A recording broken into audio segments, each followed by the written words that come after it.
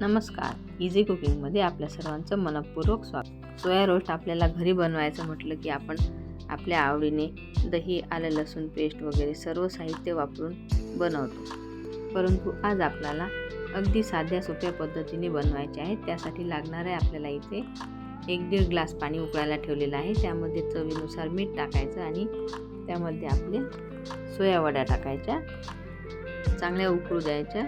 उकळल्यानंतर त्या चांगल्या नरम होतील, मग आपण त्याला थंड होऊ देऊ आणि त्यातलं पाणी काढून टाकू। उकळून झालेलं आहे आणि आता त्यातलं पाणी सुद्धा कमी झालेलं आहे। आता आपण त्याला थंड होऊ देऊ। थंड झाल्यानंतर आपण पिळून घेतलेलं आहे हे।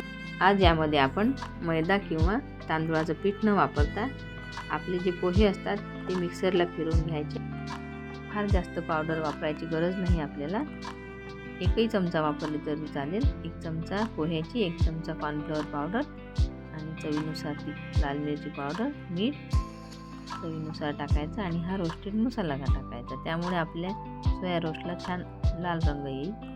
तुम्हाला जर इथे दही वापरायचं असेल तर तुम्ही इथे दही वापरू शकता। थोडा लिंबाचा रस सुद्धा घातला तरी चालेल। आता इथे तेल तापवायला ठेवलेलं आहे।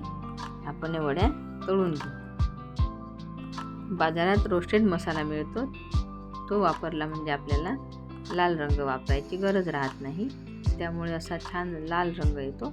अगदी गाडीवर मिळतो तसे आपल्या सोया चंक्स तयार झालेले आहेत। पोह्यामुळे इतकी खुसखुशीत आणि कुरकुरीत होतात आपले सोया रोस्ट। तुम्ही एकदा या पद्धतीने आवर्जून करून बघा।